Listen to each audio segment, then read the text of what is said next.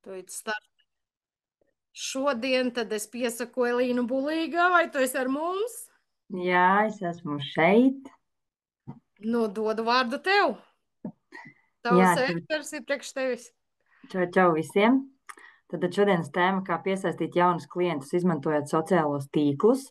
Uh, Man būs tā plūstoši tēmas pāries no viena pie otras, jo īstenībā sociālie tīkli, tas tāds viens ķīselis riktīgs liels ir, kur daudzi nesaprot pilnīgi neko. Un tad, kad tu sāc darboties, tad tu saproti, ka viens rīks īsti nestrādās labi bez citiem rīkiem, un tur arī ir tā, ka viss ir tādā vienā lielā katlā. Bet es pastāstīšu, cik nu es spēšu, tā lai būtu saprast vienkārši, lai gan kādam tas var šķist sarežģīti, kādam nepārāk sarežģīti, ja, jo mēs katrs esam kaut kādā savā starta punktā. Jo teikšu godīgi, tad, kad es sāku darboties Koraļu klubā, es sociālajos tīklos nebiju vispār. Es nemācēju ielikt storiju. Tagad jūs skatoties uz mani droši vien neticēsiet. Tas nav par Elīnu, nevar tā būt. Tu jau piedzimi gan jau sociālajos tīklos, jā, tur ar selfijiem. Nē, mīļie, tas tā nenotiek. Mēs pa solītim ar katru dienu kļūstam labāki par vismaz 1%, darot to, ko mēs darām, un to var katrs. Jo man liekas, ja es varēju tik daudz kaut ko iemācīties, uzzināt jaunu un sākt praktizēt, tad to var īstenībā jebkurš.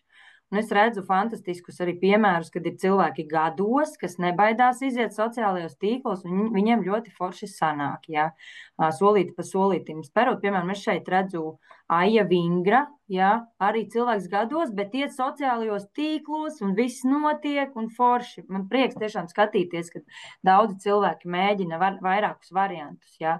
Un es pastāstīšu, kādi tad šodien ir tie varianti. Izslēdzam Solvitiņu lūdzu mikrofonu. Tātad šodienas tēmas mums būs vispār satura veidošanas vadlīnijas, pārdošana caur storijiem, kā tas notiek un kā izstrādāt mērķtiecīgu satura stratēģiju. Parunāsim pavisam īsi par ētikas noteikumiem sociālajos tīklos, jo arī tas ir svarīgi, un es neredzu apakšā vairs neko. Es arī neredzu, bet. Kāda līnija. Un tad ir vēl 2 punkti, kurus es neatceros. Ja? Rekurī, paldies uzreiz. Pagaidi. Kur tas aizbraukusi arī? Pagaidi, te kaut kas dzīvai diskusijai jābūt, ka viss ir gatavi. Pagaidi. Tūlīt. Es jau gribētu ķerties klāt pie pirmā slaidiņa. Nu, es sapratu, jā, tūlītās būsim atpakaļ pie pirmā slaida. Hop. Kāpēc viņš pārslēdz man uzreiz atpakaļ uz tavu? Ok, nu es varbūt mēģinu pati šērot tad. Nu, davai pamēģina, jo viņš uzreiz man... Tā ir, tā ir slikta doma, kad Elīna šēro, jo ierakstā neredzēs tevi pašu, kā spīkeri, redzēs Tas tikai. nekas, mīļa. Es domāju, visi mani zina un man ir redzējuši. Mēs varam arī iztikt bez manas sejas vienreiz. Nu, tātad ētikas noteikumi sociālajos tīklos un kā aktivizēt klientu plūsmu sociālajos tīklos, jo tieši nesen saņēmu šādu jautājumu. Nu, labi, es izēju sociālos tīklos, es tur kaut ko filmēju, es tur kaut ko lieku, tad tur visādi plusiņi, viss kaut kas notiek. Kā to klientu vispār dabūt līdz kaut kādam pirkumam, ja, un par to mēs arī parunāsim šodien. Tad bišķīt teorijas, jo vispār ir jāsaprot, kas ir kas, tad satura veidošanas vadlīnijas. Pirmkārt, mums ir jāsaprot, kāds ir mūsu mērķis un kādu auditoriju mēs gribam uzrunāt.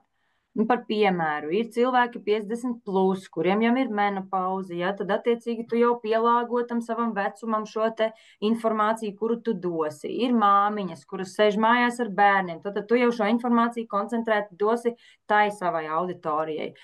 Vīriešu veselība, ja tas ir kāds vīrietis, kas grib dalīties ar šo te veselību, ja, jo mēs ejam visur caur veselību, tad mēs vispirms definējam paši sev, kā mēs runājam. Jo, protams, mēs varam pateikt, ka korāla produkti ir nepieciešami visiem, no zīdaiņiem līdz pensionāriem. Bet iedomājieties, ja jūs tagad sāksiet runāt par zīdaiņiem, par bērniem, par klimaksu, par pensionāru, tur visādām nebūšanām, tas būs daudz par daudz, viss kaut kā, un to mērķa auditoriju īsti nesanāks uzrunāt, jo sanāks tāda kā sadrumstalotība, vispārinātība, un paliks vienkārši daudz grūtāk jau virzīties uz kaut ko un uzrunāt kaut ko tieši. Jo tā mūsu auditorija reāli ir iedomāts klients, jeb šo avatārs, uz kuru mēs runājam tad, kad mēs ejam tiešraidēs, kad mēs filmējam video, jo mēs, kad veidojam saturu, mēs viņu veidojam caur problēmām. Un caur problēmām mēģinam uzrunāt konkrētu cilvēku. Ja tu runā tā vispārināti, tad ļoti grūti kādam aizķert pa īstajām stīgām un to problēmiņu parādīt un uzrunāt to cilvēku. Tad skaidri definējam, kam mēs veidosim saturu, apmēram vecums, intereses, vajadzības, problēmas. Un runājam ar auditoriju viņas valodā, tātad stils un tēmas atbilstošas viņu ikdienas realitātei. Ja tās ir mammas, tātad tur ir bērni, tur ir nogurums, tur ir stress. Mēs jau tā kā pielāgojam šīs tēmas apmēram, ja. Ja esi iesācējs, kas ir lielākā daļa no mums, ja, runā kā iesācējs un dalies ar to, ko tu pats esi iemācījies, ko tu uzzināji, ko tu jaunu dzirdēji, ko tu izlasīji, ko tu lekcijā tikko noklausījies, kādā projektā tu biji. Dalies reāli ar to, kas ienāk tavā informatīvajā telpā un dod tālāk citiem. Jo mūsu biznesa pamatā ir par dalīšanos, ja? Un apgalvojums, ka es neko nezinu, ar ko tad, lai es dalos, ir nevietā. Jo mums patiesībā katru dienu ir ļoti daudz lietas, ar kurām dalīties, kas grozies kā gribi, ir ļoti cieši saistītas tieši ar veselību un ar Korāla kluba veselības koncepciju. Ja? Tur biju pie ārsta, tur, 2 minūtēs, nesaņēmu atbildes, meklēju pats atbildes, dažādas situācijas dzīvē mēdz notikt. Ja? Bērns skrēja, sasita celi, uzmērēju silvergēlu un viss kārtībā, ja, apmēram. Un tā mēs integrējam arī savā saturā šos produktus. Tātad nosakam arī mērķi, ko mēs gribam darīt ar savu saturu, vai mēs gribam informēt, iedvesmot vai pārdot, ja, vai iesaistīt savu auditoriju. Protams, mēs varam arī katram video noteikt mērķi. Ja? Mūsu video var būt tikai informējoši, viņi var būt tikai iedvesmojoši. Sliktākā praksa ir tikai pārdot visu laiku kaut ko, tur pakas, tur projekts, tur visu laiku tirgo. Un vēl tālāk es pastāstīšu, kāpēc un kā labāk darīt, lai nebūtu pārāk uzbāzīga tirgošana un pārdošana, ja? Jo tas cilvēks atgrūž. Lūk, tad nākamais ir satura veidi. Tātad, lai uzzinātu, lai uzturētu interesi, mums ir jāmiksē vairāki satura veidi. Nepietiks tikai katru dienu ielikt vienu bildīti un uzrakstīt kaut kādu tekstiņu. Ja? Tas ir monotons saturs, visu laiku būtībā ir viens un tas pats, bet mēs redzam jau mūsu jaunā paudze, ja? Kā viņi skatās sociālajos tīklus. Viņi nespēja noturēt uzmanību. Viens video nav līdz galam noskatīts, jau nākamais. Būtībā tas viss arī saturs, kas tiek radīts, ir radīts tam, lai viņš ātri tā kā midžinātos gar mūsu acīm. Un tas, ko varam darīt mēs arī sākam midžināt, ja, mainot posti, rīli, publikācijas, story, tiešraides un tā tālāk. Dažādot savu saturu, lai viņš kļūtu vairāk interesants. Un tas, ko mēs varam dot, tad ir vērtīgs saturs, padomi, skaidrojumi, pamācības, iedvesmojošs saturs, citāti, klientu pieredzes stāsti, piemēram, mana pieredze, izklaide, kas var būt humors, kaut kādi trendi, personīgā puse, kur mēs parādam savu personību, raksturu, pārdošanas saturs, kas ir produkta prezentācijas, akcijas, piedāvājumi, lekcijas un tā. Ja, un ieteicamā proporcija tīkla mārketingam 60% mēs dodam vērtību, izklaidi, savu dzīvesveidu rādam, 30% mēs iedvesmojam caur savu pieredzi, caur savām atziņām, un apmēram 10% būs tiešais pārdošanas saturs, ne vairāk. Ja? Nākamais vadlīnijās tātad formāts un biežums, kādu mums izvēlēties. Pirmām kārtām jau panākuma atslēga ir biežums, ja? Regularitāte. Jo regulārāk mēs kaut ko liekam, jo pamanāmāki mēs kļūstam, jo visās šajās sistēmās, vai tas ir Facebook, vai TikToks, vai Instagrams, YouTube, vienalga kādu platformu jūs izvēlaties, ir konkrēti algoritmi. Tātad formulas, kas rāda kādu vairāk, kādu mazāk, izejot no tā, kādas ir konkrētā cilvēka aktivitātes. Ja es vienu reizi nedēļā ielieku tur daudz visādas informācijas, un tad 2 nedēļas nelieku pilnīgi neko, tas ir sliktāk nekā ielikt, piemēram, katru nedēļu kaut ko vienu. Jo regularitāte tas ir, cik ik pa laikam regulāri tu atkārto savas darbības, ja? Cik daudz tu liec tās publikācijas un rīlus, postus un tā tālāk. Ja, ja esi sākumā sāc vismaz ar vienu ierakstu vai tiešraidi nedēļā, bet katru nedēļu, vai kaut vai tikai viens storijs, bet katru dienu ir šis storijs. Un pakāpeniski jūs varat iemācīties jau 2 storijus ielikt dienā, tad 3, tad 4. 5 tas būtu tāds optimālais, 20 noteikti nevajag. Autentiskums un stāsts. Ja? Cilvēki seko cilvēkiem, nevis mūsu produktiem. Neviens neseko papājas burciņai, neviens neseko detoks kastei. Viņi seko mūsu personībai. Tāpēc es izvēlos produktus savos sociālos tīklos praktiski nerādīt. Ja man uznāk baigā iedvesmas, kādreiz tur izēju tiešraidē par lipostiku, es tur, kad sāku lasīt, pētīt, man vienkārši baigi iepatikās, kas tur ir, un es izvilku to savu kasti no skapja augšas, izvilku lipostiku un sāku dalīties. Jau man piereģistrējās reāli 5 cilvēki un 3 nopirka lipostiku. Vienkārši bija tāds impulsiņš, ka vajag un izdarīju, bet parasti es to nedaru. Tiešām es to nedaru, jo pirmām kārtām arī ir noteikumi, ja mēs rādam burkas klientiem, tad ir jābūt atsaucēm, hashtagiem, reklāma, uztura bagātinātājs, un atsauce, ka uztura bagātinātāji neaizvieto pilnvērtīgu un sabalansētu uzturu. Apmēram pirms gada mums bija tikšanās ar juristu, kurš stāstīja šos te noteikumus un likumus, ja PVD mūs pārbauda, patērētāju tiesību aizsardzības centrs, tur ik pa laikam kaut ko skatās, ja, un kamēr mazs un tāds jauns direktors īsti nekādas sankcijas nedraud, ja, bet ja šo neiemācīsies jau pašā sākumā, un izaugs liels līderis, kas nekad neieliek uz savām burciņu video hashtagus, tad vienreiz kāds klauvēs pie durvīm un būs vienkārši ziepīte. Tāpēc sekojam līdzi. Vislabākais ieteikums, nerādam tās burkas. Labi, ja es taisu korālu mainas, rādu, ka es iemetu maisiņu ūdeni un es tur kaut ko taisu, jo tas ir mans dzīvesveids, tā ir daļa no manas dzīves, bet rādīt visiem to burku priekšā un stāstīt, tas ir tas un tas un tas, tad jābūt ir hashtagiem, ja. Tāpēc labāk vienkārši runāt par savu pieredzi, dalīties, kā es jūtos par to, un tas būs visharmoniskāk. Tad, ko nozīmē autentiskums un stāsts, ja tad būt tam cilvēkam, tam dzīvam cilvēkam, kuram sekos, mēs sevi veidojam kā brendu. Esiet unikāli tādi, kādi jūs esat, un katrs cilvēks ir unikāls, ar tādu matu griezumu, ar tik gariem matiem, ar tādu runas veidu, nezinu, varbūt kāds šļupst, arī tā ir unikalitāte, varbūt kādam ir sprauga starp zobiem, arī tas ir riktīgi unikāli, ja? Jums nevajag būt tādiem, kādi ir visi, jums ir jābūt jums pašiem. Un tas ir pats foršākais, ko mēs varam parādīt uz āru, jo cilvēki mums sāk uzticēties, ja? Un stāsti pārdod labāk nekā fakti. Un jūsu sociālie tīkli ir jūsu stāsts, ko jūs stāstat katru dienu. Un izvairieties no citu publikāciju pāršērošanas, piemēram, politika, nevērtīgs saturs. Ja tas nesaskan ar mūsu mērķi, tad veselība, veselīgs holistisks dzīvesveids, uztura bagātinātāja, attīrīšanās, ja tad priekš kam manā soc tīklā laist iekšā politiku, nezinu, tur par Ukrainu kaut ko, un pilnīgi kaut ko, kas galīgi nav par to tēmu, kuru mēs gribam vēstīt ar savu saturu, ja. Un turklāt, ja mēs šērojam, ko arī bieži vien jauni direktori, ko es darīju pašā sākumā, es šēroju citu veselības treneru publikācijas, jo es nesapratu, ko tas nozīmē.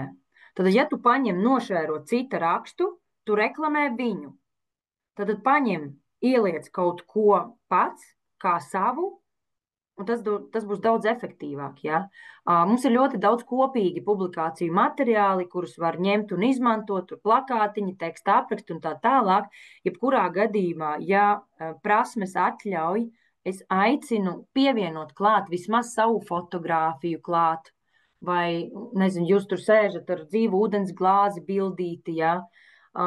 Vai kanvā bišķīt izmainīt kaut ko tajā plakātiņā, vai uztaisīt savu, vai tekstā mazliet uzrakstīt savādāk, jo algoritmi nevirza uz priekšu to saturu, kurš atkārtojas vairākas reizes. Algoritmi vienu reizi unikālu saturu virza uz priekšu, lai visi vairāk redz, bet nākamie, kas to pašu ieliek, to saturu vienkārši viņš neiet uz priekšu. Noteikti daudziem ir tāda sajūta, kad es ielieku un nekas nenotiek. Tur nav ne īkšķīša, ne reakcijas, nekas. Tieši tāpēc, ka es ielieku ne savu veidotu. Pat vēl labāk ir vienkārši uztaisīt mazu video, kur tu par to pastāsti, kā māki, caur savu pieredzi, kāpēc tu to izvēlies, un mudini cilvēkus pieteikties uz, piemēram, lekciju vai projektu un tā tālāk. Tas būs visoriģinālākais saturs. Nav noslēpums, ka mūsdienās video formāts ir visejošākais, jo tas parāda jūsu personību, būtību, īstu cilvēku, nevis kaut ko, kas liek tikai visu laiku bildes, tikai visu laiku raksta tekstus, tikai kaut kādus tur reklāmas materiālus, ja? Jo mums arī nevajag mūsu to saucamo laika joslu, ja, kur parādās visas publikācijas, pataisīt par reklāmu un afišu stendu. Mums ir jāieliek kaut kas arī no sevis, lai tas būtu interesanti un aizraujoši. Nākamais ir satura formāti. Tad izvēlamies platformu pirmām kārtām - Facebook, Instagram, TikToks, vai 2, vai visi 3 kopā. Jo vairāk izvēlēsieties, jo grūtāk būs strādāt, jo iesācējiem vislabāk ir sākt ar vienu kaut kādu platformu, ja. Facebookā tas būs vairāk informācijas un kopienas tipa tāds, kā, jo tur ir iespēja veidot grupas. Instagrams tas būs vizuāli estētisks un stilīgs saturs. Man Instagrams neaizgāja, jo es nemāku veidot skaistus vizuāļus, ja, un vēlāk parādīšu piemēru. Sanitai viņš, piemēram, ļoti skaisti ir aizgājis, jo Sanita ir tāds estētiķis riktīgs, un viņai ļoti smuki aiziet tieši Instagrams. TikTok savukārt ir izklaidējošs, viņš ir brīvāks un autentisks. Līdz ar to man šķiet, ka TikToks ir ļoti laba platforma, kur sākt, paburzīties, saprast, kas ir kas, kur nevajag īpašu montāžu, nevajag tur baigi smukos plakātiņus, coverīšus, tu vari vienkārši sākt, ja. Un tad kādus rīkus izmantot, sociālos tīklos pamatā ir vertikālie īsie video, nevis garie, lielie, horizontālie, kas ir YouTube formāts vairāk lekcijām, ja, un tā. Bet tieši īsie un vertikālie. Rīli der pilnīgi visās 3 platformās.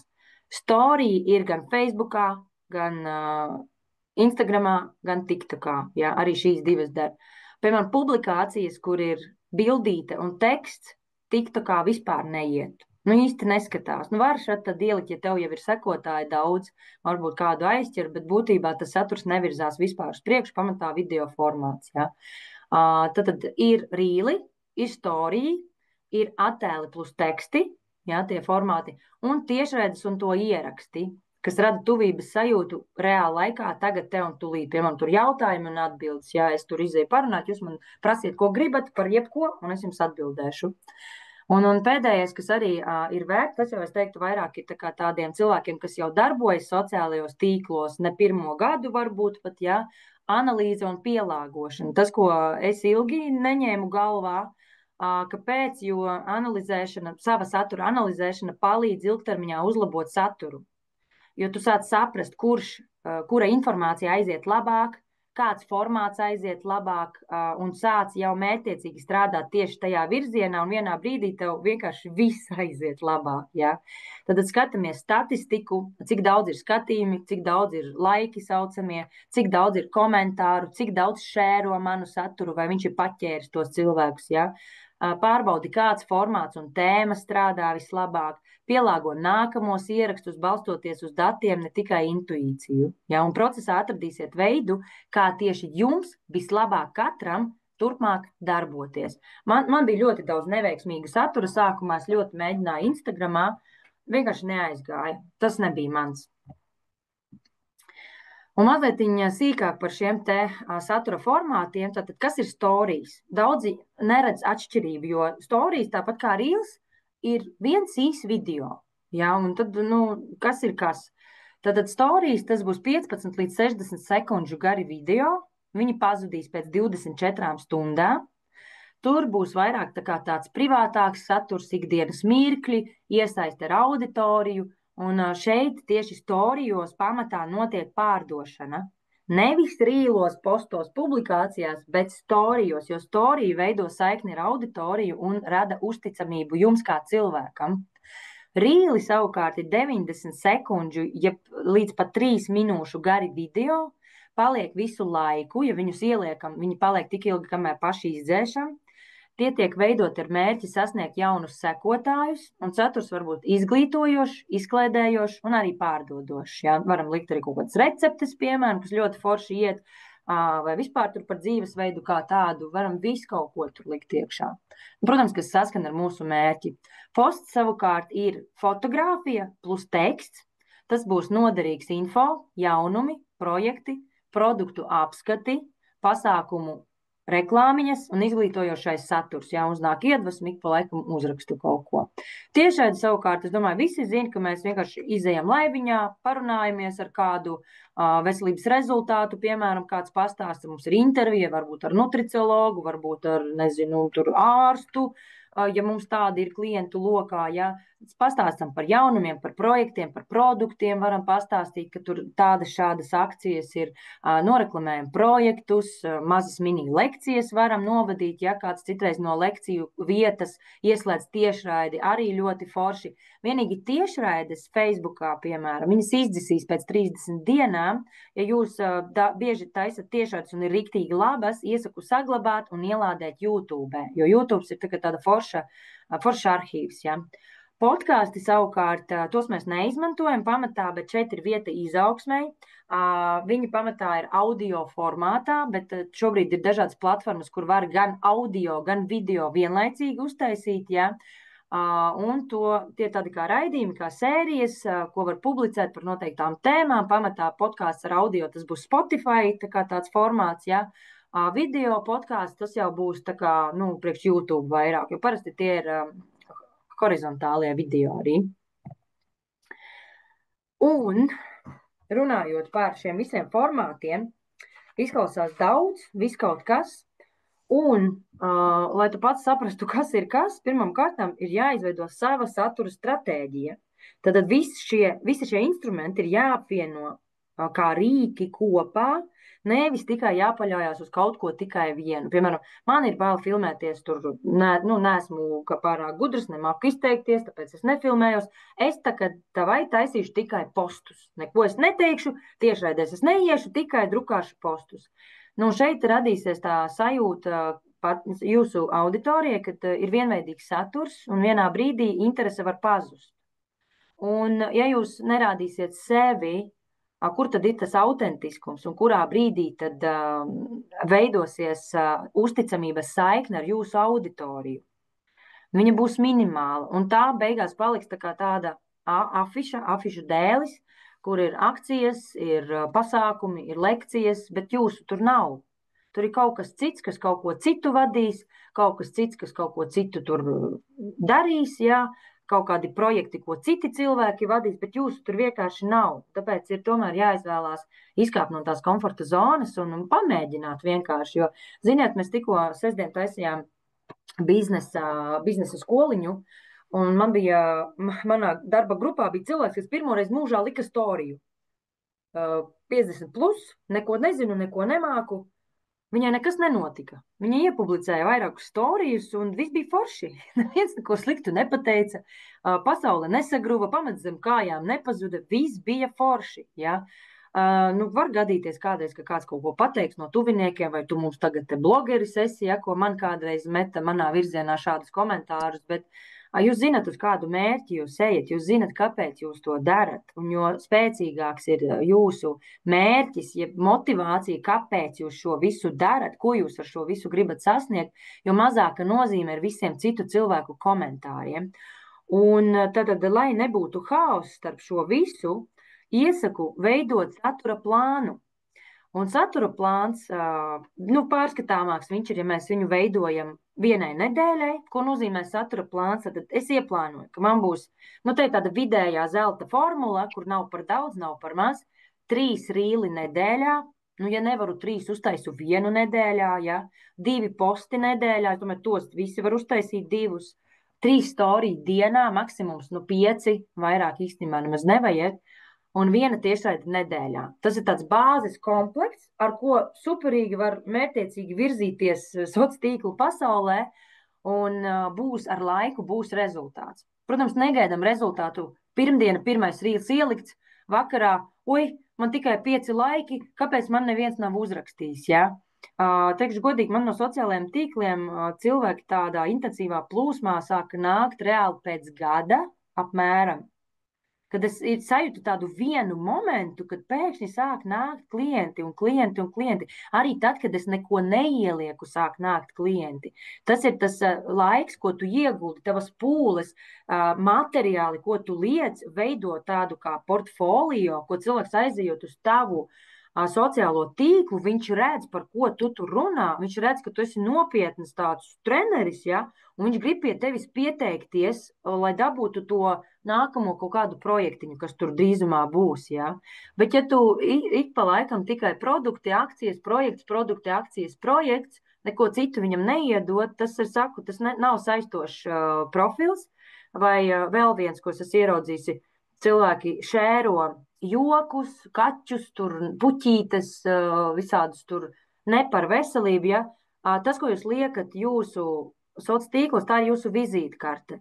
Ja tur neparādās veselības treneris, veselība projekti, kaut kas interesants par veselību, holistisko veselību, ja, un tā tālāk, cilvēks nemaz nesaprot, ko jūs viņam gribat pateikt. Tāpēc vispirms ir tas mērķis, definējam, un tad mērķiecīgi liekam tieši to informāciju, kas ir nepieciešama, ja? Caur sevi, caur savu pieredzi, caur savu redzējumu, lai tie cilvēki sajūt jūs kā cilvēku un to mesidžu, ko jūs vispār tur nesat. Ja? Jo reizi nedēļā ielikt vienu plakātu par pasākumu, tas nevienam neko neizteiks. Saka vispār, ka internetā šobrīd ir vajadzīgi, man liekas, 11 pieskārieni, lai cilvēks izlemtu kaut kur piedalīties, lai viņš vispār jūs pamanītu. Tad regulāri kaut ko liekam. Ja? Un es esmu izveidojusi tādu kā satura plānu, piemēram, tuvojas projekts izmaiņas savu dzīvi 90 dienās. Ko tad darīt? Es ieteiktu jau 2 nedēļas iepriekš uztaisīt sev šādu plānu. Kā viņi var uztaisīt? Viens ir sazīmē kladē rūtiņas, ja, 7x5 un saraksti. Pats izdomā un saraksti. Otrs ir, lai vispār netērētu savu laiku, ieiet, mīļie, ChatGPT. Vai zinat, kas ir ChatGPT? Vai nezinām vēl? Kāds zina, droši vien jau izmanto, kāds neizmanto. Elīna, es tagad slēdzu pareizo slaidu. Es slēdzu slaidus, man liekas, pati. Es arī slēdzu. Es pati šēroju, mīļā. You are sharing screen, es redzu, ka es šēroju. Visu tu var izslēgt savu. Paldies tev par pacietīgu atbalstu. Elīna, uzliec full screen, lūdzu. Tev tie slaidi, mēs redzam tikai tavu to ekrānu viducīt. Mīļais, kur var uzslēgt tādu? Prezentāciju nospied un laid, kā viņi prezentē. Tev arī vieglāk būs pārslēgt. Bet man viņa ir jau. Es viņu redzu kā full screenā. Tā. Tev ir 2 ekrāni? Ko jūs tagad redzat? Man ir 1 ekrāns. Jūs neredzējāt slaidus visu šo laiku? Nē, mēs redzējām, tikai mēs viņus maziņas redzējām. Es uzspiežu tagad liec uz full screen, bet man visu laiku bija. Uzliec. Tādi. Prezentācija. Tagad uzliec prezentāciju, nospied apakšā. Viņa ir. Tur, kur tev zilais violetais, nospied to. Nospied, jā? Kāds violetais? Es nezinu, par ko mēs... Šidot es pied arī. Open present view? Super. Un tagad priecājamies par tevi. Paldies. Ko es tad izdarīju tagad? Kaut kāds prezentācijas loks atvērās, un ko tas nozīmē? Jūs redzat vispār full screenā? Tev ļoti labi redzam. Bet es redzu visādus citus lodziņus, kurus man liekas, ka jums nevajadzētu redzēt. Bet ja jums viss ir labi, tad turpinam. Nu, lūk, tad paņemam kaut kādu projektu vai lekciju vai tēmu, par kuru gribam runāt konkrētajā nedēļā. Tas var būt jebkas. Tad, ja tuvojas projekts, mēs ņemam 2 nedēļas pirms sākas projekts, uztaisam šādu nedēļas saturu plānu un mērķiecīgi ieliekam tos 3 rīlus, piemēram, video. Kāpēc 90% cilvēku nejūtas enerģiski? Par toksīniem un zarnu veselību. Nezināt, kā šo nofilmēt, pajautājiet ChatGPT, ko viņš iesaka. Nezināt, kā to video uzformēt vispār. Ir tāds rīks kā teleprompter, kur jūs iekopējat tekstu no ChatGPT un smuki nolasiet vienkārši savā telefonā, ierakstot video. Nu, šeit vajag prasmi izteiksmīgi lasīt un nelikt manīt auditorijai, ka jūs lasat. Man ļoti daudz video ir izmantojot teleprompteru, kad man nav iedvesmas, nezinu, ko teikt, ja mēle mežģās ir tādas dienas, un tad es vienkārši ņemu un nolasu to savu ideju, ielieku video, un daudz video ļoti labi aiziet par spīti tam, kas esmu vienkārši nolasījusi. Otrs rīls, piemēram, top 3 simptomi, ka organismam vajag attīrīšanu, ja. Es domāju, ka tie, kas ir gājuši attīrīšanos, lielākā daļa zina, ja, galvas sāpes, aizcietējumi ļoti daudziem pēdējā laikā, mums tam pilnmēnesis laikam bija tikko. 3 simptomi jūs varat paši izdomāt, kuri tie varētu būt, kas liecina par to, ka ir, nē, es par citu kaut ko bišķīt runāju, bet doma sapratāt, nav enerģijas, ādas problēmas, slikti iziet vēders, vielmaiņas traucējumi, piemēram, ja. Nu, lūk, tātad, ja tev ir šie 3 simptomi, tev vajag attīrīties. Nākamais, kas notiek organismā 90 dienu laikā, pavisam īsts rullītis, var 90 dienās nedarīt neko, nemainīsies nekas, bet 90 dienās var pilnīgi izdarīt kaut ko savādāku, ķermenis sāks atjaunoties, attīrīties, viņam sāks viss kaut kas uzlaboties, ja? Ko tu izvēlies, kā tu gribi pavadīt šīs 90 dienas, nepārdodot neko šajos 3 rīlos. Tad ir posti, projekta skaidrojums, kas ir izmainīt savu dzīvi 90 dienās. Tas var būt arī plakāts ar aprakstu, kad ir vispār tāds projekts, ja? Nākamais posts, klienta stāsta piemērs, pirms un pēc sajūtas, ja? Es iesaku tos postus nelikt tajās dienās, kad ir rīli, lai ir tā, ka katru dienu ir kaut kāda informācija. Piemēram, rīls ir pirmdienā, trešdienā, piekdienā, posts ir otrdienā, ceturtdienā. Tas būtu bišķīt labāk, te viņš kaut kā saliks visu vienā. Un tad ir 3 storiju dienā. No rīta kaut kāds citāts, ielieku aptauju, vai tu bieži jūties noguris, tā ir auditorijas iesaistīšana, izmantojot pogas. Nākamais storijas, tātad cits storijas, ja mazs rullīts ir fakts par toksīniem, ka toksīni pārāk liela toksiska slodze organismā rada toksisko pārsātinājumu, rezultātā tu esi vienkārši noguris, tev nav enerģijas, ja, kā tu savādāk domāji, apmēram, tas var būt rakstīts kaut kas, tas var būt atrasts video kaut kur internetā, tikpat labi, ja, bet tas var būt jūsu nofilmēts video. CTA nozīmē call to action. Ko nozīmē call to action? Tas ir aicinājums uz darbību. Tu mudini cilvēku, tātad seko, man šonedēļ uzzināsi vairāk par organismu attīrīšanu, kaut kāds tekstiņš, kas liek cilvēkiem jau padomāt par kaut kādu darbību, par kaut kādu reakciju, ja.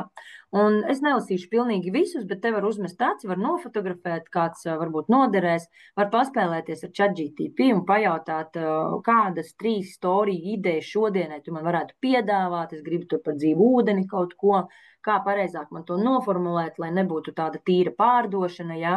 Viņš ļoti foršas idejas dod, ļoti. Tas ir tāds rīks, man liekas, bez kura drīz neviens vairs nevarēs.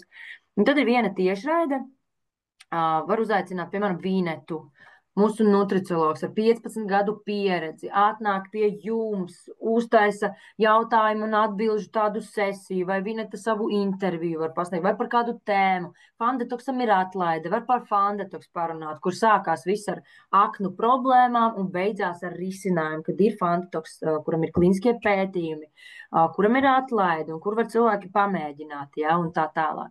Un šādu satura plānu var rīkot, organizēt katrai nedēļai. Tas jau būs tāds mērķtiecīga satura izmantošana klientu piesaistei.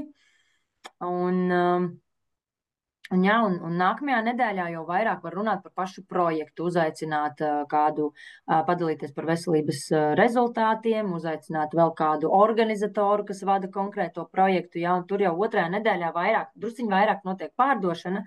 Pirmajā nedēļā vairāk ir tāda kā iepazīstināšana vispār, kas ir kas. Ieinteresēšana klientu, ja. Tā, Elīna, klausies, raksta visi, ka neredz tavus slaidus, nav redzami. Kārli, ko tu man izdarīji, mīļais Kārli? Un es tik runāju. Nē, vispirms... Kārlis izdarīja visu ļoti pareizi, vienkārši dublējās 2 ekrāni, redzās gan Elīnīt tavējais, gan Āritas. Ārita varbūt, lai atslēdz share screenu, un tad viss atrisināsies, jo manā telefonā parādās, ka es varu izvēlēties, skatīties tavu prezentāciju vai Āritas. Tagad es pārslēdzu uz tavējo, un es redzu tavu tekstu. Iepriekš mēs redzējām tikai vienu. Jā, tā kā Arita, ja tu tur esi, ja tu mani dzirdi, atslēdz lūdzu savējo share screen, tad mēs redzēsim tikai Elīnu. Super, paldies. Žēl, ka nepateicāt ātrāk. Es baigi tur tā stāstu par to, ko jums vajadzēja redzēt. Mēs arī redzējām. Kurš redzēja un kurš neredzēja tagad? Vai jums satura plāna paraugu šobrīd? Jā, es tagad redzu satura plānu paraugu. Jā, kur ir dienas, rīli, posti. Jā. Jā. Nu, te uztaisiet bildīti. Prezentācija nav mana rīkotājs prezentāciju nesūtīšu, piedodiet, bet fotografējiet, ņemiet, pierakstiet, taisiet to, ko jums paņemiet, to, ko jums vajag.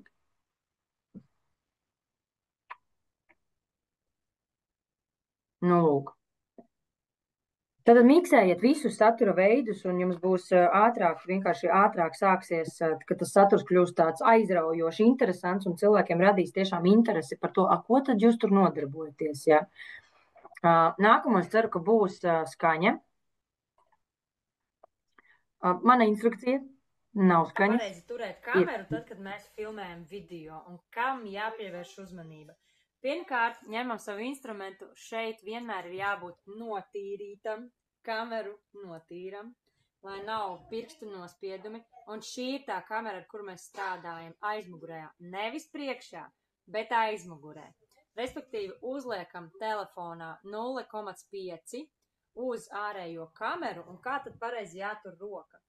Telefons ir jātur šādi ar plaukstu uz ekrāna, un attiecīgi šādi mēs sevi filmējam. Šeit ar īkšķi sānos mēs varam ieslēgt, lai notiek filmēšana, un šobrīd šādi mēs jau varam sākt sevi filmēt. Tādā veidā šis te kadrs ir daudz tālāk no mūsu sejas, un ja mēs vēl pastiepjam roku, tad attiecīgi ir vieta tekstiem, subtitriem, visādām pogām, reakcijām un tam līdzīgi. Ja? Vēl 3 lietas, kas jāņem vērā, kad mēs filmējam savus video: gaisma, skaņa un fons. Balta siena, tas ir garlaicīgs fons, it sevišķi, jo man vēl ir balts apģērbs, kas nav izteiksmīgs, sarkans vai rozā, ja? Bet skaņa vienmēr jābūt labai skaņai. Nedrīkst aizspiest ar pirkstiem mikrofonus ciet, ja? Nedrīkst būt vējš vai šausmīgi skaļi bērni, ka tev balss vienkārši nevar dzirdēt. Tāpat arī gaisma. Šobrīd sēžu pret logu. Ja es pamainu attiecīgi lokāciju no otras puses, redziet, kā mainās gaisma. Šī ir daudz nekvalitatīvāka gaisma, daudz nekvalitatīvāks video sanāk nekā tad, ja gaismas avots ir tieši pret seju. Jums veicās lieliski. Jums bija jācīnās ar laimes skadlību. Jā.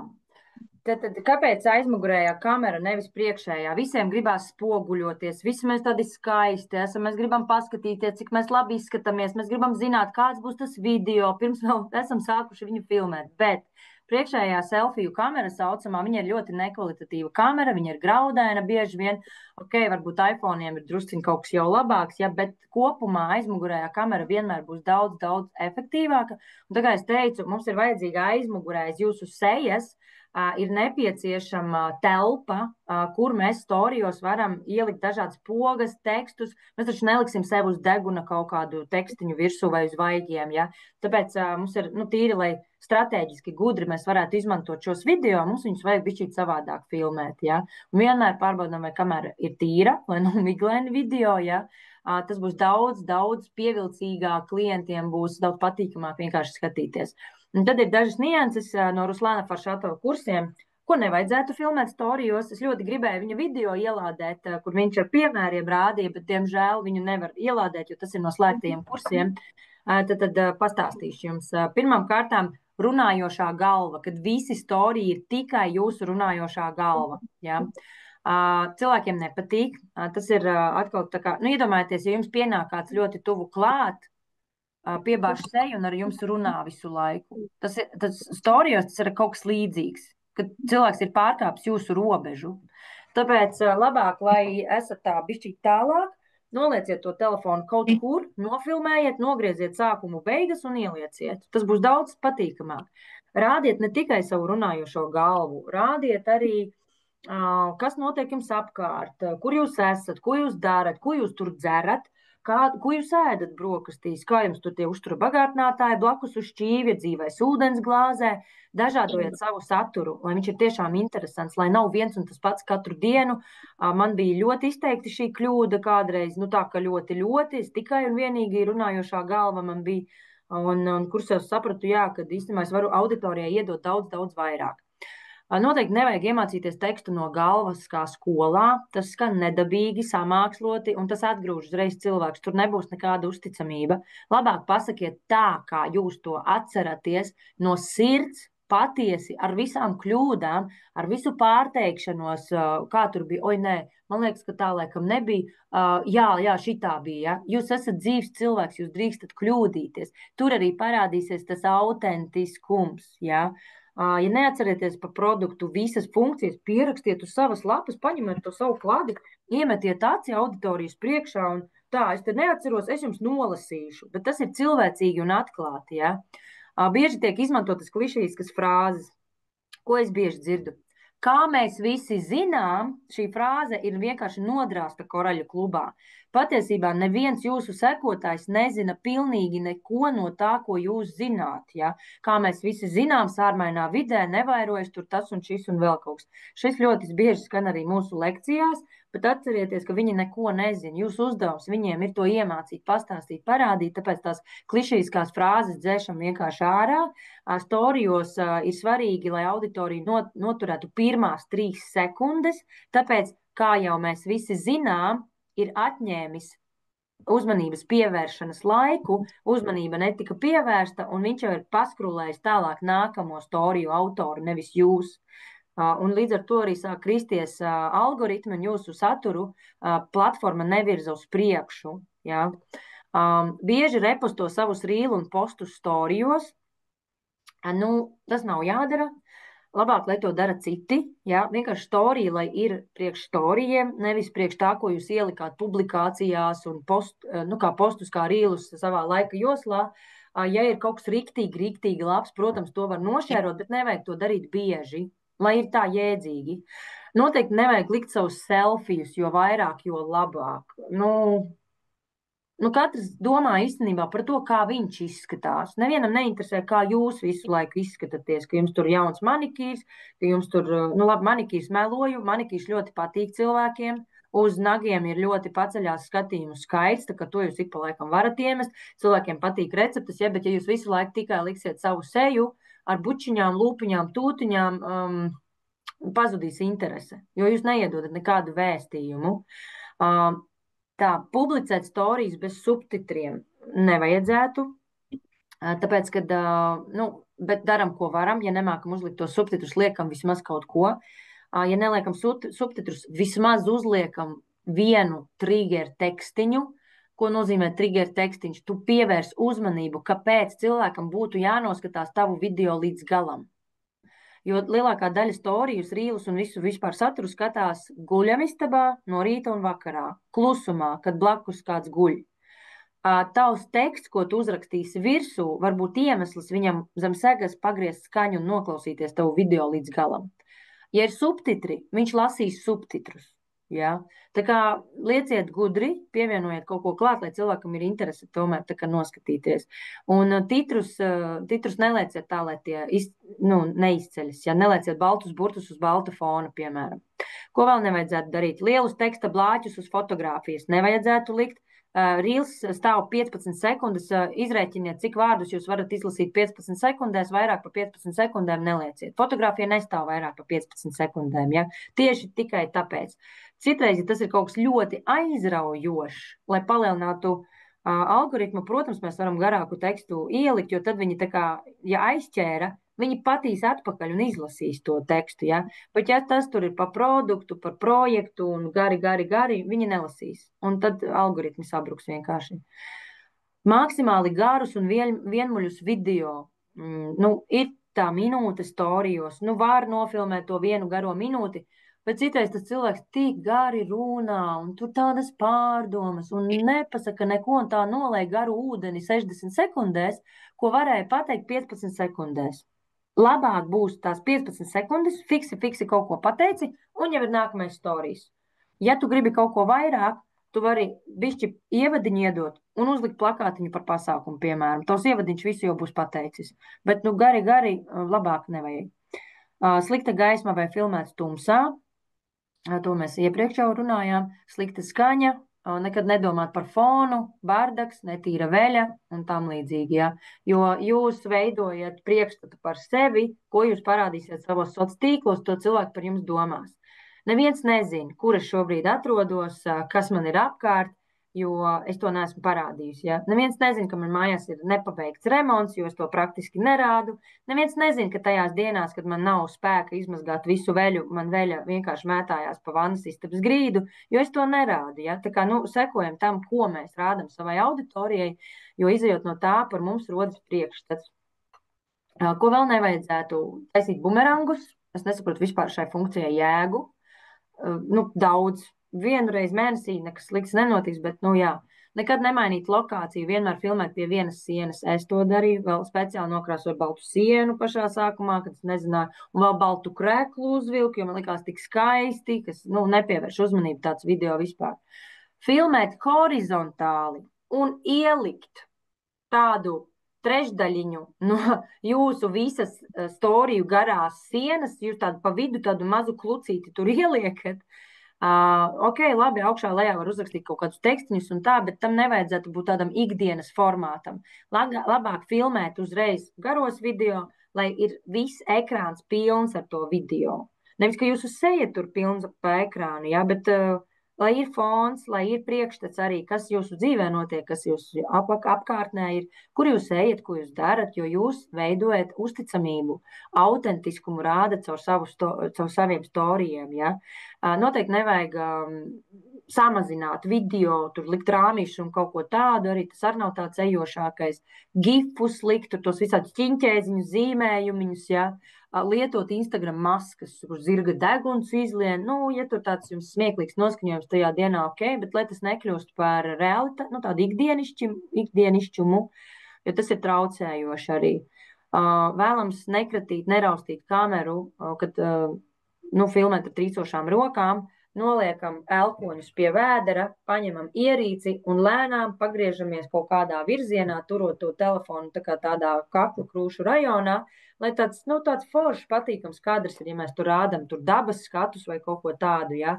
Protams, ja mēs tur skrienam vai kaut kā tā, tas būs bišķiņ savādāk, jo mēs gribam parādīt, ka mēs esam aktīvi, vai mēs nūjonam, soļojam, braucam ar riteni un tā tālāk, tad tur pakratīsies, ja, bet katrs storijas, viņam jābūt kvalitatīvam ir. Un katru dienu filmēt vienu un to pašu, runāt ne par ko, no tā arī nav jēgas, jo jūs neparandat ne savu personību, neiedodat kaut kādu informāciju, neiedodat ne vērtību, neko, ja, ja nezinu, par ko runāt, grāmatas, filmas, meklējam informāciju par alternatīvo medicīnu, meklējam vēsturi kaut kādu, visādas dokumentālās filmas ļoti vērtīgas, par holistisko vispār uzturu, ir ļoti daudz vērtīgas grāmatas, slimība kā dziedinājums, par zarnu šarmu, un no šīm grāmatām jūs varat paņemt kaut kādus ideju fragmentus un likt savos storijos. Es nezinu par ko, atrodi par ko, un dot to savai auditorijai. Un vēl viens arī filmēt tikai sevi un neko neteikt. Bezjēdzīgi vienkārši tas ir. Un ja jūs nekad nestāstīsiet, ka jūs kaut ko pārdodat, jums nekad neizdosies kaut ko pārdot. Tādēļ vēlams apmēram 10% no satura veidot pārdodošus rīlus un storijus. Un kā reāli pārdot, izmantojot formulas. Tagad te ir daži piemēri, man kaut kāds te ķiņķēziņu ir ievilcis prezentācijā. Ielikt vienu storiju, ka mums notiks projekts, nozīmē neielikt neko. Visvieglāk ir veidot storijus pēc formulām. Tātad tie būs 4 storijas šajā gadījumā, kur pirmais būs sāpe, tu cilvēkam parāda problēmu vai simptomu, tu runā par nogurumu, par vēdra pūšanos, par enerģijas trūkumu, tas ir pirmais storijas. Otrs storijas ir āķis, tu uzdod jautājumu vai ieliec aptauju, lai cilvēks sevi atpazīst. Tev arī tā ir, jā, kaut kas tāds. Nākamais storijas ir konkrēts risinājums. Tu iedod kaut kādu vērtību vai stāsti, ka risinājums ir attīrīšanās vai pievienošanās projektam. Un trešais, tur tā tēvzeme bišķi ne pa tēvu, bet ChatGPT negribēja kaut ko labāk iedot. Call to action ir aicinājums uz darbību. Pievienojies projektam, izmaini savu dzīvi 90 dienās. Jūs varat ielikt linku uz Taplink, linku uz pieteikšanās anketu vai linku uz jūsu WhatsApp, lai cilvēks jums patiešo uzraksta, ja, vai vienkārši aicinājumu raksta man personīgi. Šeit notiek pārdošana šādā te formuliņā. Ja, un rekur arī piemērs apmēram ir trīs storija, kā izskatītos. Nākamā formula vesela, nevis vesela, bet vesela. Tad pirmais storijas ir vizuāls āķis. Vispirms kaut ko parādi. Tad, piemēram, parādi savu netīro logu. Un parādi blakus tīru logu. Nākamais storijas ir empātija. Zinu, cik grūti ir justies smagnēji un nogurušam. Tā kā atbalsti šo savu auditoriju sekotāju, kas skatās tavu storiju, ja. Esmu tur bijis, pirms organisma attīrīšanās apmēram, ja. Tad ir simptomi, tu uzskaiti pazīmes, ka vajag attīrīšanos, vēdra pūšanās, slikts miegs un tā tālāk. Tad ir tava atklāsme, kaut kāds fakts, ja. 90% cilvēku izrādās, ka cieš no toksīnu uzkrāšanās zarnās, iedomājieties. Tādā brīvā, vienkāršā formātā. Nevajag īpaši tur montēt, kaut ko tur meklēt, informāciju. Tīri, kā jūs izspēlējat šo stāstu šī visas dienas garumā, lai cilvēku pa solīšiem vestu uz pēdējo call to action, ja, aicinājums pievienoties projektam. Un lejā rekur piemēri. Pirmais varbūt fotografija ar kaut ko, ar tiem netīriem logiem, piemēram, tad varbūt tekstiņš tikai, pēc tam varbūt video par iespējamiem iemesliem, toksīni, slikta zarnu darbība, tad ir risinājums plakātiņš par 90 dienām, un tad beigās ir poga, kur var pieteikties apmēram, ja. Un šo sauc par netiešo pārdošanu. Šeit ir vēl viena formula, par šo formulu es dziļāk nerunāšu, princips visām ir viens. Mēs parādam problēmu, iedodam risinājumu, pa vidu varam ielikt rezultātus, piedāvājam variantu kaut kādu, projekts, lekciju vai kaut kas, un beigās aicinājums, ja, ka var pie manis var pieteikties, jo es tev kaut ko piedāvāju, ja. Un šādā veidā pārdošana ir diezgan neuzbāzīga, interesanta, un cilvēki neietur distanci, ja, no jums kā no pārdevēja. Un es domāju, ka par ētikas noteikumiem sociālajos tīklos es gari arī negribu runāt, bet katrā ziņā es domāju, ka visi zin, kad mēs nerakstam, ka šis produkts izārstēs visas veselības problēmas 2 nedēļu laikā. Mēs vispār nesolam neko par diagnozēm, mēs nesolam ātrus rezultātus arī, ja. Mēs varam dalīties no savas pieredzes, kad es izgāju organismu attīrīšanu un man atrisinājās tas. Vai mana mamma, vai mans bērns, vai mūsu līdzcilvēki, ja. Un tad mēs dalamies, ja. Mēs nepublicējam tādus apgalvojumus, kas var aizvienot citus cilvēkus. Piemēram, ja tu nelieto uztura bagātinātājs, tu riskē ar savu veselību, ja, kas ir tāds provokatīvs, jau tāds, daudzi cilvēki nelieto uztura bagātinātājs, bet ļoti daudziem cilvēkiem arī nelietojot neko ir laba veselība, ja, un tas ir tāds, ļoti tāds necienīgs komentārs pret citiem cilvēkiem. Atkal šeit mēs dalamies savā pieredzē un neuzspiežam savu viedokli, ja. Mēs zinām, protams, ka mūsdienās nevar vairs uzņemt visus vitamīnus un minerālu vielas, kā tas ir bijis pirms 50 un 100 gadiem, ja, bet mēs necenšamies pa katru cenu to viedokli uzgrūst citiem cilvēkiem. Tas nebūs vienkārši ētiski. Ievērojam privātumu, nepublicējam grupas čata ekrāna šāviņus ar citu cilvēku vārdiem un fotogrāfijām bez atļaujas. Ja? Piemēram, izmaini savu dzīvi 90 dienās un citos projektos mums parādās, ka cilvēks citreiz ar vārdu uzvārdu ieraksta savu atsauksmi. Daudzi skrīno un izmanto šīs atsauksmes sociālajos tīklos, bet tad vai saskaņojiet, vai es drīkstu to darīt, ja, ar konkrēto cilvēku uzrunājiet, paprasiet atļauju, vai arī aizkrāsojiet ciet vai nogrieziet, lai nav tas vārds uzvārds. Ja. Atsauksmes publicējam tomēr tikai ar piekrišanu, vēlams rakstisku vai anonīmi, jo uzticība radīsies tad, kad mūsu klienti jutīsies droši. Ja kāds mūsu klients pamanīs, ka mēs šādi daramies un viņi ir mūsu sociālajos tīklos, nākamreiz viņš vispār vairs nedalīsies. Arī tas ir jāņem vērā. Protams, ievērojam autortiesības, nelietojam citu izplatītāju fotogrāfijas, video bez atļaujas, ja mēs redzam, ka viņi ir paši centušies, gatavojuši, ieguldījuši laiku, Canvā tur forši materiāli uztaisīti, ja. paprasiet, vai drīkst, vai tev nav iebildumi. Tā ir autortiesība, tā teikt, nepārkāpšana, saskaņot un attiecīgi tad izmantot. Ja? Kas ir publiskie materiāli, kas ir iepublicēti visās grupās, tas ir ok, tas ir speciāli taisīts priekš visiem, bet ko jūs redzat, kad man nekur tāda nav, mans mentors man tādu neiedeva, bet es ieraudzīju Facebookā, tur nezinu, Lienai, tur Diānai, piemēram, ja? Neņemiet, ja neesat paprasījuši, vai es drīkst, un vēl pie tam paņem kā savu, ieliek un nav atsauces vispār uz to cilvēku, ja? Vai arī rezultāti. Ja mēs paņemam citu rezultātu, ietagojiet to cilvēku, kam ir tas rezultāts. Pielieciet klāt arī veselības treneri, kad, jo tas ir vienkārši cieņpilni, man liekas, komunikācija arī. Protams, pārdomājam saturu, nepublicējam saturu, kas sola medicīnisku efektu, dalāmies ar pieredzes stāstiem vairāk. Atbildība par ietekmi. Pirmkārt, ņemiet vērā, ka mūsu saturs var kļūt par kāda cita cilvēka veselības izvēļu pamatu. Ja mēs visu laiku rādīsim, ka mēs dzeram alu, dzeram vīnu visur un tik uzēdam asimilātoru un tik iedzeram fandetoks, ja, ko mēs vispār translējam savai auditorijai. Tas tā kā ir ok, normāli, ja. Mēs te tā kā pa veselību, tos visus cēloņus gribam aizvākt un tā, bet mēs te rādām, ka mēs tik tusējam visu laiku pa barčikiem kaut kādiem. Es šobrīd pārspīlēju, bet ņemiet vērā, ja, jo tomēr uztura bagātinātā lietošana neaizvieto pilnvērtīgu un sabalansētu uzturu, tas ir pats par sevi, bet fantastiski papildina to. Man patīk vienmēr šo piekabīti pielikt klāt, bet fantastiski papildina to. Nevelti eksperti, speciālisti, sportisti, ja, lieto čupām uzturu bagātinātājus, jo tas ir nepieciešams. Ja, un mēs varam caur šādu citu skatu punktu parādīt to, kas ir nepieciešams. Vēl tagad šobrīd sociālais tīkls pārplūst un drīz būs vēl trakāk ar mākslīgā intelekta radītiem video, kur vairs nevar atšķirt, kas ir paties un kas nav paties. Par, nezinu, tur mūsu politiķi tur dejo, mūsu politiķi tur panorāmā sniedz interviju par melīgiem, nepatiesiem apgalvojumiem, kas it kā ir patiesi, ja, bet tur kāds vienkārši feiko informāciju ir uztaisījis. Nešērojam citu saturu un problēma nebūs. Taisam savu un viss būs forši. Ja?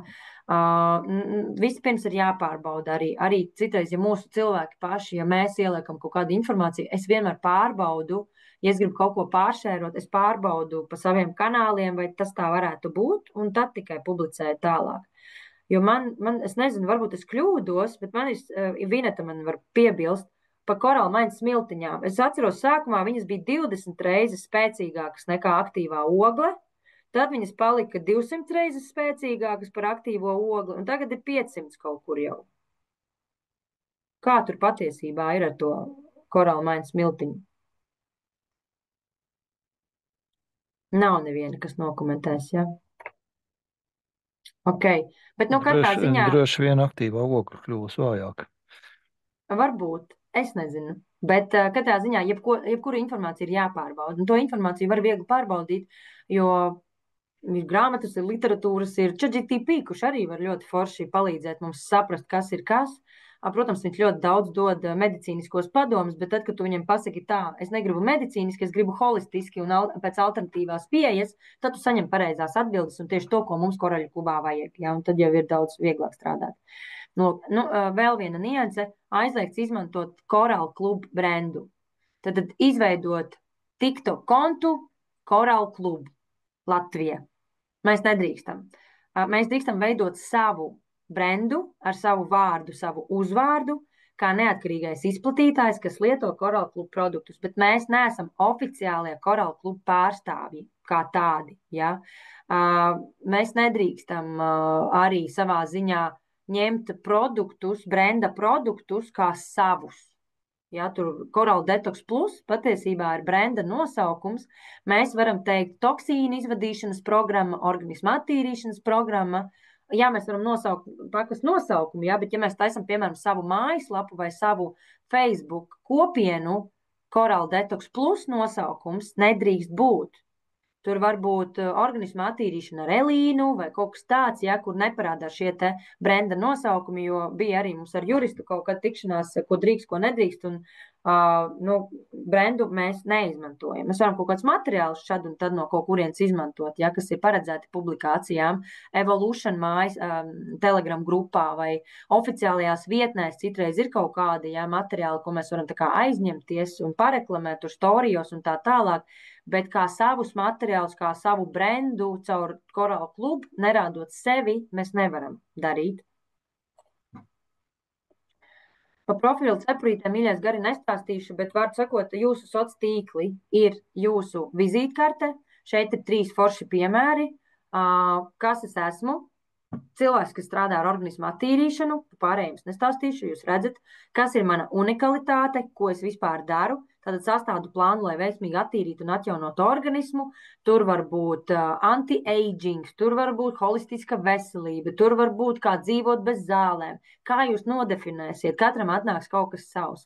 Tad ir, kāpēc tev man sekot? Ko tu vari iedot savai auditorijai? Reku sanitē, piemēram, teikums novērst ir vieglāk nekā izārstēt. Tas, manuprāt, uzrunā. Un tas ir tā atbildi uz, kāpēc tev man sekot, jo mēs varam novērst pirms tu saslimsti, ja?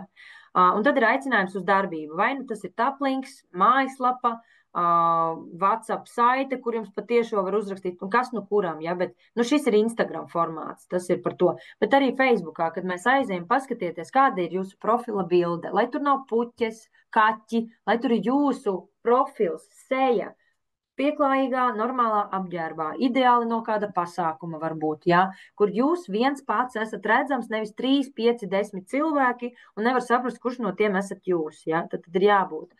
Ir jābūt vārdam, uzvārdam, nevis tur kaut kāda tur pelīte, micīte, kaut kas tur nezinu kas, ja, kas vispār nav ne jūsu vārds, ne uzvārds, nekas.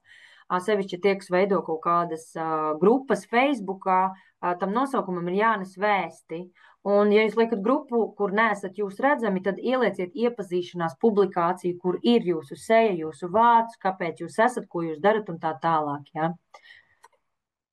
Šeit arī vizītkarte, Instagrams, augšā 3 piepinoti ļoti, ļoti vērtīgi rīli vai publikācijas. Pirmkārt, lai cilvēks atnāk uz jūsu profilu un viņš saprot, uz ko viņš ir atnācis, ka tur ir nevis haoss viss cauri. Nevienam video nav vāciņš, nekur nav nosaukuma, tu nemaz nezini, kas tur ir.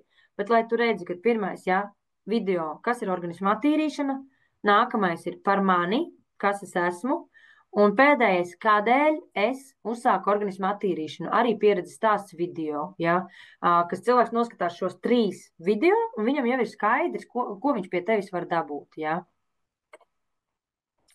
Un tad pats svarīgākais, kā saldais ēdiens pašām beigām, kā tad to visu dabūt caur sociāliem tīkliem, kā tad to klientu vispār dabūt uz pirkumu, ko darīt. Kā strādājam mēs, mana komanda, mani kolēģi, mūsu lielajā struktūrā, daudzi, ko es pazīstu, tad mēs veidojam saturu sociālos tīklos. Lielākoties mēs strādājam sociālos tīklos, ir man viena struktūra, kas strādā 1-pret-1, tad bez sociālajiem tīkliem, arī tā var, bet tie, kas ir izvēlējušies sociālos tīklus, tātad tu veido saturu. Ir rīli un ir storija, kas piesaista auditoriju, kas rada uzticamību.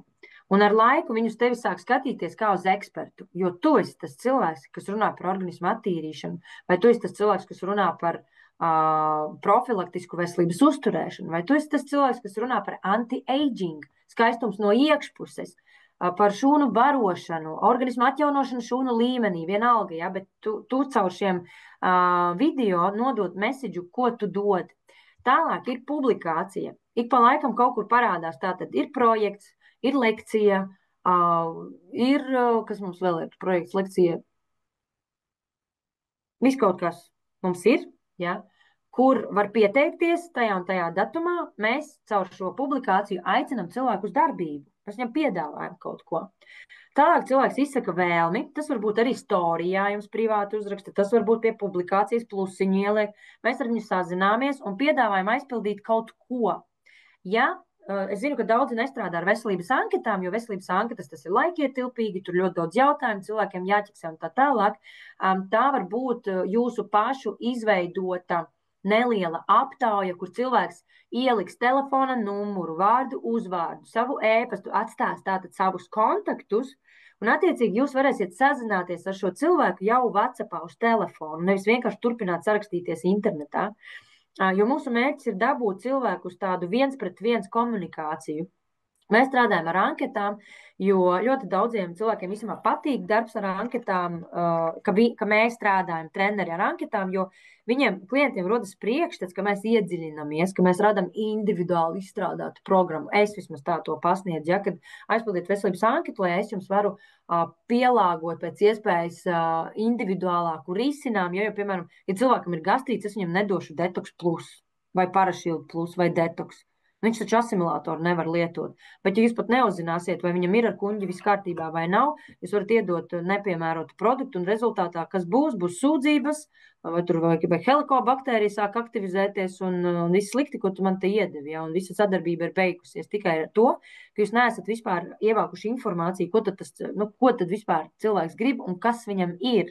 Ko mēs varam, ko mēs nevaram, uz ko mēs liekam fokusu. Ja, ja ir pārslodze centrālajā nervu sistēmā, dodam nervu sistēmai atbalstošos produktus. Protams, var uzdot vienkārši jautājumus konsultācijas laikā, ko cilvēki, kas jau strādā ar klientiem, jau zina, ko prasīt, ja, par tūskām, par kuņģi, par nervu sistēmu. Vienkārši, un es ļauju arī konsultācijas laikā stāstīt. Ne visi, kas aizpilda veselības anketu, piesakas uz konsultāciju. Kādreiz ļoti maz man pieteicās uz konsultāciju.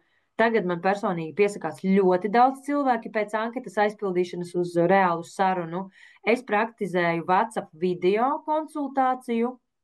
Tas ir nopietnāk. Pirmkārtām tas ir arī filtrs, lai pārbaudītu, cik tam cilvēkam ir nopietni nolūki, kas arī, manuprāt, ir svarīgi, ja. Jo es neiešu tērēt laiku un tur mēnesi sārakstīties visu laiku līdz spēku izsīkumam, atbildēt uz miljonus jautājumiem, ja mēs visu varam izrunāt 15-20 minūtēs. Vienkārši es pastāstu, viņš pastāsta, ko viņam vajag, es pastāstu, ko es varu piedāvāt, un beigās ir tālāk jau citas arī darbības. Pievienoju klientu čatiem, vai tas ir Telegram grupa, vai tas ir savs WhatsApp klientu čats, jā. Tā, man kaut kāda reklāma atvērās. Un tad notiek pirkums. Ja klients pēc konsultācijas uzreiz neko nenopērk, bet viņš marinējās klientu čatā, kur citi dalībnieki dalās ar saviem veselības rezultātiem, kur jūs dalaties, kādi jauni projekti būs, kur jūs zinat, ka tam cilvēkam problēma ir aizcietējumi vai hemoroīdi, un ieliekat pēc kaut kāda laika tieši to informāciju, kuru viņam vajadzēja dzirdēt, pēc kaut kāda laika viņš tāpat uztaisa pirkumu. Ir, kas sēž čatā 3 mēnešus, 4, ir man, kas gadu ir sēdējis, bet vienā brīdī tāpat notiek pirkums. Ja? Un vai pirkums notiks, ja pēc konsultācijas viņš nav bijis, tas ir atkarīgs no tā, kādu informāciju jūs viņam aizkadrā iedosiet caur savu klientu čatu. Šo sauc par pārdošanas piltuvi. Ja mēs ejam pa visiem šiem soļiem, tad agri vai vēlu notiek arī pirkumi. Un vēl es gribētu nobeigumā, un tad būs mīļie jautājumi, nelieciet cilvēkiem justies tā, it kā viņiem jāglāb jūsu bizness. Parādiet, ka viņi var gūt personīgo labumu. Tad viņi pie mums var dabūt veselību, var dabūt veselīgi domājušu cilvēku kopienu. Te būs projekti, lekcijas, informācijas, ļoti daudz, kas bez maksas. Ja? Mēs vienkārši bārstam bezmaksas informāciju nereāli daudz. Šeit ir bonus uzkrāšana un atlaides. Aptiekā ar 1%, pie mums ir 10%. Tas noteikti klientam ir jāpastāsta. Mēs nesam arī labumu sabiedrībai, jo mazāk slimu cilvēku, jo mazāk rindas pie ārstiem, ja, un pieejamāki rezultātā kļūst pakalpojumi. Dodiet cilvēkiem vērtību, ja, un nevajag pa katru cenu, tu pirksi, ja. Tad, kad, man vīrs arī, kad uzsāka maijā viņš pirmoreiz noslēdzās par direktoru, kad viņš uzsāka strādāt ar klientiem, viņš izmisīgi centās dabūt katru klientu, jo izmisīgi gribēja tos 500 punktus. Mēs par šo sākām ļoti runāt, un es viņam palūdzu, lai viņš vizualizē, ka viņam ir ļoti daudz klienti jau, ka viņi ir. Un izejot no šī stāvokļa ar mīlestību vienkārši nokonsultēt to klientu tajā brīdī un iedot viņam to vērtību tā, lai viņš grib šos visus labumus, nevis tu izmisīgi gribi pārdot viņam to projektu, paku, produktu un tā tālāk. Ja? To, ka mēs no šāda stāvokļa sākam dot, ir daudz savādāk. Un šeit es saku paldies, savu stāstu es beidzu. Protams, par saturu var runāt un runāt un runāt, praktiski to var radīt un veidot un tā tālāk, ja? Bet es domāju, ka ķerties klāt jautājumiem, es ceru, ka jūs nesat nogurdināti jau. Paldies, tev, Elīna, īstenībā bija ļoti, ļoti vērtīgi. Man liekas, jebkuram, kas klausījās, paņēma kaut ko priekš sevis, atzīmēja kaut ko priekš sevis. Jautājumu nav bijis daudz. No Jolantas bija par detoksu, detoks plus var būt, jo tie ir globāli. Jā, tas tur, Jolanta, tur bišķiņ savādāk, tas ir jāapspriež, ko mēs varam izmantot savos sociālos tīklos, un neiet tas vārds nesmuki skan drīkst vai nedrīkst, ne, ko labāk vajadzētu un ko nevajadzētu, jo kompānija ir bišķiņi atsevišķi, un jūs esat pavisam savādāki tie cilvēki, kas ir tie neatkarīgie izplatītāji, lai pēc tam, ja ir kaut kādi juridiskie jautājumi, lai nebūtu tās domstarpības, tāpēc, ka kopsumā mēs esam viens par vienu un visi esam par visiem, ne, viens par vienu, ne, viens par visiem un visi par vienu. Tāpēc te ir bišķiņ to sīkāk varam apspriest. Liels paldies, Elīna, paldies, tu jau to pati visu redzi. Kurā platformā es veidoju klientu čatu? Man ir WhatsApp, jo es pirms 2 gadiem izveidoju WhatsAppu. Es dzirdēju Aleksandra Galīnska apmācības par klientu čatu vadīšanu, kur viņš pateica, ka apmēram 30% cilvēku lasa Telegram, kamēr 70% lasa WhatsApp.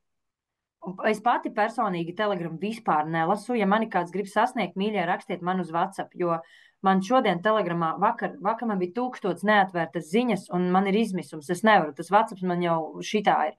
Un ir ļoti daudz cilvēku, kuri vispār negrib lietot Telegram. Man ir klienti, kaut kādi 3, kas kategoriski atsakās. Viņi vispār nebūs un nevajag, jo tikko viņi ielogojas Telegramā, viņiem momentā raksta kaut kādi dīvaini cilvēki ar dažādiem piedāvājumiem. Un, es nezinu, man neraksta, bet var nobloķēt vienmēr. Tā kā ir kaut kādi savi iemesli, kāpēc cilvēki neizmanto. Ja? Telegram plus tur ir vēsture. Manā čatā vēstures nav. Tie cilvēki, kas tur ir bijuši no seniem laikiem, protams, viņi redz vēsturi, bet tie, kas tiek pievienoti jauni, viņi nekad neredzēs. Tāpēc ik pa laikam es to būtisko informāciju atkal un atkal ielieku kā aktualitāti, ja? Bet pamatā es viņiem saku, ka tas ir informācijas kanāls, ar kuru es visus vienlaicīgi varu apziņot un informēt, ka tur nebūs vēsture. Ja ir kaut kāds jautājums, jūs man prasiet, es jums atbildēšu. Un viens uzdod jautājumu, 250 cilvēki izlasa un dabūna atbildes varbūt vēl 50 par to pašu jautājumu, kas ir, manuprāt, ļoti superīgs rīks. Ja? Un mans klientu čats nav afiša produktiem, projektiem. Es savā klientu čatā lieku arī personīgo informāciju no sevis. Man uznāca iedvesma parunāt par attīrīšanās krīzi. Es nofilmēju īsu video un pastāstu. Tā, mīļie, ļoti daudz cilvēku šobrīd attīrās. Nāk ziņas, kad kādam tur sāp galva, kādam ir tas, kādam ir šis, un es tur tādu mazo 3-4 minūtīšu video uztaisu, vienkārši iedod bišķīt motivāciju, iedvesmu, atgādinu, ka tas tā ir un kāpēc tas tā ir un tā tālāk. Vai čatā es aicinu tikai pēc reģistrācijas? Nē, es aicinu visus, jo mana pieredze rāda, ka cilvēkam reizēm vienkārši vajag padomāt. Un viņš, kad marinēsies pie tiem gurķīšiem marinētajiem, viņš tur samarinēsies par riktīgo, un viņš uztaisīs arī reģistrāciju. Ja? Bet tur ir informācija par Korāla klubu akcijām, par projektiem, par lekcijām, kas notiek, par online, par klātieni. Cik es spēju, tik es maksimāli lieku visu. Ik pa laikam es taisu kopasūtījumu no Global. Tas arī mudina tos, kas negribu, nevaru, nesanāk, ja. Jā, ok, es lieku Omnivā, bet viņi paši samaksā par to Omnivu. Tas bišķīt tā kā palielina arī pārdošanas apjomus, rodās kopības sajūta, visi sāk balsot, man tur Silvermaks pasūti, man tur to, un visi sāk iesaistīties. Tā kā, tāda sniega bumba tur sāk riktīgi vēlties, vai pirms dažādi dienām, piemēram, daži vīrieši sāka par purkšķiem runāt. Reāli, kad es lietoju, es tīros, un man te tagad tur gāzēs vēders, saka, Dievs, man tā nebija agrāk, ja, un mums aizgāja ļoti superīga diskusija. Viens cilvēks pameta čatu, ok, lai iet, čats ir bez saistībām. Gribi skaties, negribi neskaties, mīļie. Ne mums vajag to visu, viņiem vajag vairāk nekā mums. Mēs jau organismu esam attīrījuši. Ja? Būs cilvēki, kas nesapratīs, lai viņi iet. Mums neviens nav jātur. nav, ar varu labs nekļūs, ja? Ar varu ēzeli pie upes neaizvilks, ja viņš negrib dzert. Tikai tāpēc, ka tu redzi, ka viņam vajag padzerties, ja? Tieši tas pats ar klientiem. Bet tā mērķtiecīgi izmantot kā rīku klientu čatu ļoti pat vēlams. Kaut kur bija ieraksts Aleksandrs Galinskis, stāstīja, jā, man ļoti patika, kā viņš stāstīja arī to visu, ko viņš tur dalās un tā tālāk. Var Aleksandru uzaicināt uz meistarklasi, lai viņš dzīvajā aritiņu pieraksti, lai viņš dzīvajā visiem pastāsta, kā strādāt klientu čatā. Tā ir īstenībā vesela tēma, manuprāt. Jā, paldies. Tas noteikti būs viens no variantiem, un arī tā kā mums dalās latviešu krievu valodā, viņš noteikti pastāstīs krievu valodā subtitriem. Ja liksim latviešu valodā, viņš ir tas, kas uztur to. Par to, ka tu stāstīji. Tieši tā. Jā. Mēs klausāmies citus līderus. Paņemiet no viņiem, ko jūs sadzirdējāt, sāciet izmantot. Baigi labi, viss tas strādā. Ja jau tas līderis ar kaut ko dalās, tad tur kaut kas strādā. Kaut bišķiņ, ja. Sāciet, neejiet sociālajos tīklos, sāciet paspēlēties, to vienu storiju ielieciet. Viņš tak izdzisīs pēc 24 stundām. Nesanāca, nekas izdzisīs, uztaisīšu jaunu. Rīt būs labāks nekā vakar. Neticēsiet, man pirmie storija bija viena kaut kāda bildīte, pa vidu dziesmiņa. Es nezināju, kā to mūziku aizvilkt projām, lai viņa tur nemaisās, vai vienkārši feili riktīgi bija. Vai pirmā tiešraide, ja, kad aizmirs austiņas ielikt ausīs. Visu laiku rokas trīc, grabinās pa galdu, kaut kur tālumā skan mana balss, un es nemaz nezinu, ka man nav austiņas un mikrofons taču pie austiņām ir, ja. Vai nokrīt, vienkārši kamera nokrīt tiešraides laikā zemē. Upsī, pacēlu, turpināju. Tā ir īstā dzīve. Nevienam nevajag mākslīgu, uzfrišināt, perfekto frizūru. Man vispār vakar neizmazgāju matus, mīļie. Es tā uztaisīju kaut ko tur, filmējos, jā, es make-upu nelieku vairs. Caur storijiem, caur saturu es sāku pieņemt sevi, iemīlēt sevi, kas ir nereāla terapija. Tā ir superīga terapija.